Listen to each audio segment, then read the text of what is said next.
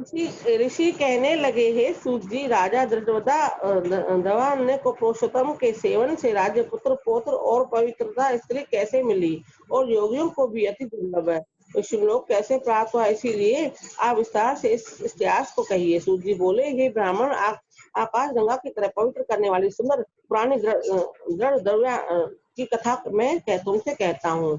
देश और चित्रद्रव्य नाम का विख्यात राजा हुआ। उसका पुत्र महातेजस्वी, सब गुणों में युक्त, सत्य बोलने वाला, धार्मिक, दृढ़ता और नाम से विख्यात हुआ। यह वह धनवा अंगों सहित चारों वेदों को पढ़कर ध्यान पूर्वक गुरु की पूजा कर दक्षिणा देकर पिता के नगर को गया।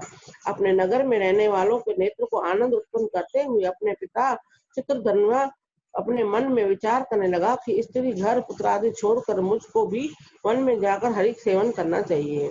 ऐसा मन में विचार कर समर्थ राजा धनवा को राजपाट सौंप कर विकृत होकर पुनः ऋषि के आश्रम को चला गया। वहां जाकर तप करने लगा। कितने ही काल तक तप करके चित्रधनवा हरि के धाम को चला गया।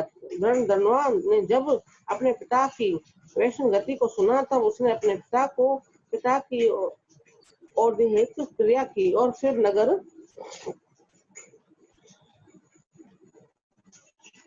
में राज्य करने लगा।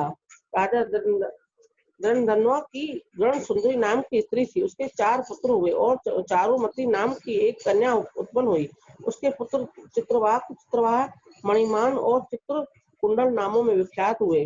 श्री नारायण कहने लगे कि एक समय सोते हुए उस राजा के मन में यह विचार उत्पन्न हुआ कि मेरा यह सब वैभव किस पुण्य प्रभाव से हुआ है। न मैंने कोई तप किया है, न कोई दान किया है, न कुछ हवन किया है। अपने इस भाग्य के कारण किससे पूछूं। राजा ने इसी विचार से सारी रात व्यतीत हो गई। प्रातः ब्रह्म मुहूर्त में उठकर यथाविधि स्नान करके खड़ा होकर उदय होते हुए सूर्य को अर्घ्य देकर ब्राह्मण और दान आदि देकर और प्रणाम कर वह राजा घोड़े पर चढ़कर तत्काल शिकार के लिए वन में गया। वहां उसने शिकार किया। उसी वन में धनवा के बाण से घायल होकर एक मृग दूसरे वन में भाग गया। घायल मृग के शरीर से गिरते हुए रुधिर के निशानों में राजा धनवा भी उसके पीछे पीछे गया। थोड़ी देर में मृग राजा के निगाह से ओझल हो गया, कहीं छिप गया। राजा ने प्यास से व्याकुल होकर फिरते फिरते सागर के समान एक सरोवर देखा।